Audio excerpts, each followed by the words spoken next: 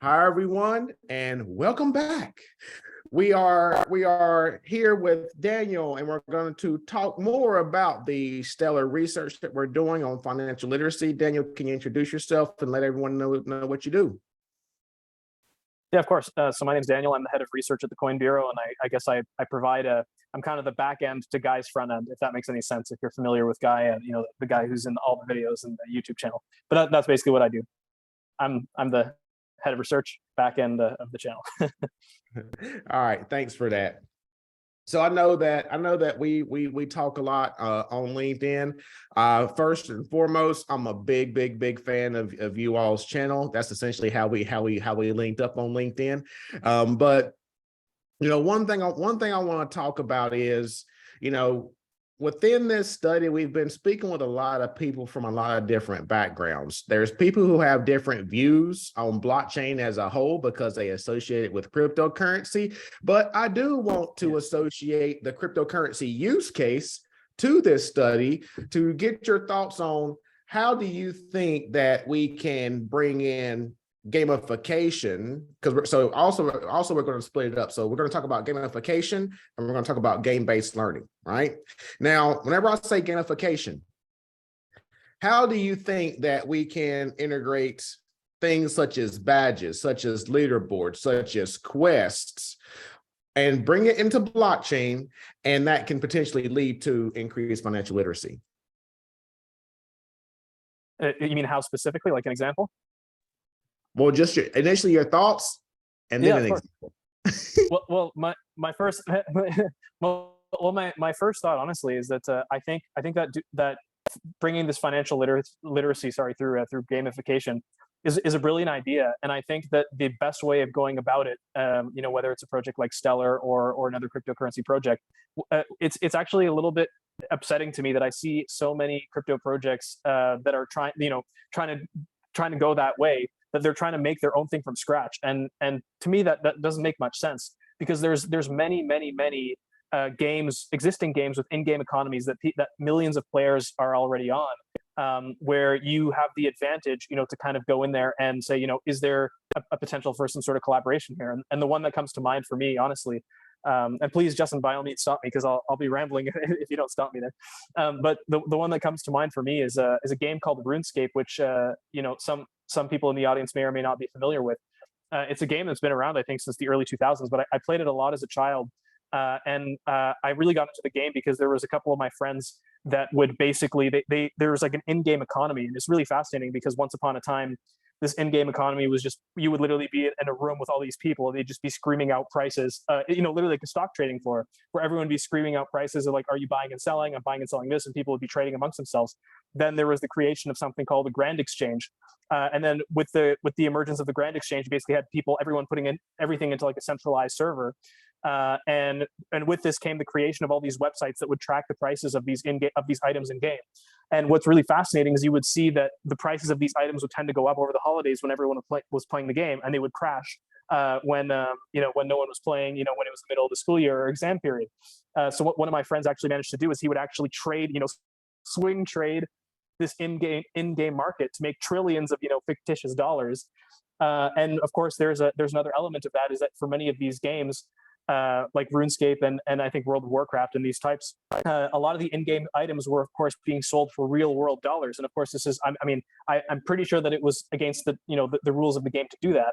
But what was really fascinating is you would have these in-game. There was almost like even from the beginning, there was an intense desire to bring those in-game items into the real world, and to really make that connection between that in-game economy and the real-world economy. And I think that this is a place where Stellar and a lot of these crypto projects, they really need to be taking advantage of that there are these games already existing that are waiting for that leap forward that's been missing, and they're losing users and players and whatever in the meantime.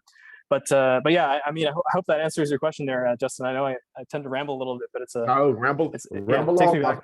ramble on. Isn't that a Zeppelin song or somebody? I'm not sure. too young for that one. Okay, got it. All right, so that's the whole game. I actually wrote that one down. I was actually searching for that once. I think I heard of about that a couple of about once or twice, but I'm not really familiar with it. But that's actually very interesting in that that actually kind of leads us into this concept kind of leads us into game-based learning, where, you know, the game-based learning is more of if you have kind of like a storyline, right? You have a storyline, and in that storyline, you're actually playing a game, and then you're learning about a particular concept. You know, you have an objective, right? Now, what other games do you think? So, because like with RuneScape, I don't think that RuneScape would be, it kind of went into it. I don't think that was their objective, to have something where they learn, but then other places will have something like a game-based learning application where you're purposely trying to create a scenario, trying to create a situation to essentially force people to learn a certain topic, right? Because whenever you brought in that swing trading, you were playing a game, and then you were learning about swing trading, right? So now you can take that knowledge in swing trading as a kid, and now you can apply it to crypto. Now you can apply it to the stock market. You see, right? So do you know of any kind of games? Do you know of any type of scenarios that are purposely doing that? And also, do you think RuneScape was purposely doing it? Because I don't think that they were purposely doing it based on what you said, but do you know of some that are purposely doing it? So the name escapes me right now, but so I guess I'll address that first question first. If there's any other games that are doing it, there's a really fascinating game that was a bestseller, and I can't remember for the life of me the game, but I'm sure that, I mean, it'll come to me once I explain it potentially. But basically, it's this game where you are on kind of like a deserted island where everyone has been turned into stone, and the purpose of the game is to basically solve all these puzzles. You know, some of them are logical, some of them are economic, some of them are, you know, all these different, you know, scientific, you name it, like all these different types of puzzles that you need to solve. And with each, as you progress, you start to understand what happened to the island, why everyone was turned into stone, and you work your way deeper and deeper into the there's basically a mountain in the middle of the island, and you kind of snake your way around the island, you know, solving all these, you know, kind of logical and kind of not tongue twister, but the, you know, these like kind of like crossword puzzle type stuff, but that you know has the potential, I guess you could say, to teach you more than just, you know, basic mathematics. It's actually logical thinking about things like economics and what have you. And you work your way all the way to the center of this mountain, and basically you go all the way, you know, into the belly of the volcano, and then the game ends where you're kind of carried up into the sky, and the whole life. I think it's called The Witness, because the whole purpose of the game is to teach you at the end, like the final lesson you learn is that life has no meaning if there's no one there to witness it, which is, and basically at the very end, it's like where you're floating up into the sky. It's supposed to simulate like that you're dying, and you're basically, you know, seeing everything that you learn kind of drift away as you fly away. And it was a best-selling game, beautiful graphics. I never managed to finish it, but you know, I don't play many video games anymore. But that was a really, you know, there are, I guess in short, there are games like that. And then for the second question, sorry, I'll try and make it quick. One thing that I want to finish off on that RuneScape thing that's really fascinating. So you're completely correct that when RuneScape was initially created, it was not created for the purpose of having this in-game economy. But then what happened was, as the people who were playing the game got older and they became, you know, older and more mature, there was more demand for, you know, more elaborate, I guess you could say, like gameplay that is more reflective of the reality of, let's say, someone who's in their like late teens or early 20s. And in my opinion, I think that's what ended up happening is you had the initial, like I said, where it was literally like a stock market floor where people are just trading, where it was really disorganized. Then I think sometime around 2008, they introduced this grand exchange. And then what happened, and the reason why the game has kind of gone downhill, is what the developers introduced was something called bonds, where you could basically, with real world money, because they knew there was all this trading going on of people selling in-game currency for real world currency. The company basically said, well, why don't we just sell you the currency directly instead of you going and buying it off someone else? But the problem is that the creation of this bond mechanism, where you can basically buy a bond and you can exchange it for in-game currency, it ended up inflating the value of everything in the game and kind of ruined the whole gaming experience. But again, which is really fascinating, right? And see, imagine a scenario where, and again, I hate to come back to RuneScape again, but you know, even though the game was not explicitly designed, but I think this is the case for many games that have been around for a long time. At the beginning, they're designed for a certain audience, but then over time, that audience gets older and matures, and you want to kind of keep changing the game to be interesting to this audience. So in the case of something like RuneScape, I could 100% see like the introduction of a specific quest or side quest in partnership with Stellar, where you learn about cryptocurrencies, where you learn about economics, where you learn about these things, and you get, this end game. It becomes an additional part of the game. In my personal opinion, I don't think that there are that you're not going to have success like making a game that is specifically focused around learning. It has to be like integrated into existing stuff that people just generally enjoy doing, where at the end of it, one quick example I'll give you, sorry, now that it just popped to my mind, my younger brother was a huge fan of a game called Assassin's Creed growing up. I don't know if you're familiar with that one, but the really cool thing about Assassin's Creed, and you might know this, Justin, is that at least the newer Assassin's Creeds, all the cities, like whether it's Florence or whatever, I can't remember which one, or Venice, but all the cities are actually modeled after the actual real world cities. So when my brother and I, with our parents, went to Europe, I guess it was to Venice or whatever, one of these cities that was in these Assassin's Creed games, my brother immediately knew, oh, we can take a shortcut through that alleyway, to get to this place that we want to go.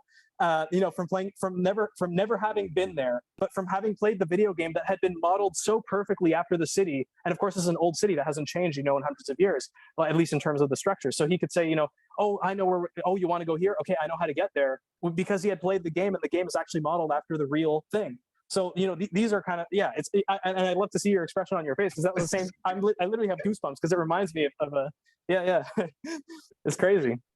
Well, like that's real learning, Yeah, but also because I had an interview with Laura Tanner, where she's actually doing her PhD dissertation on game-based learning and gamification, and she actually mentioned Assassin's Creed, and she teaches a lot within middle schools and high schools, and she says like the research has shown that those students are actually learning about history, like world history, by playing Assassin's Creed, right?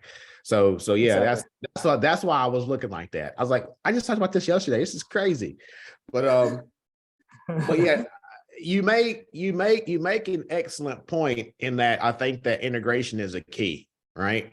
And that's another thing we talked about. That's another thing I talked about with Aura yesterday, where the integration of gamification with the leaderboards and the quest and things like that need to be integrated with the game-based learning.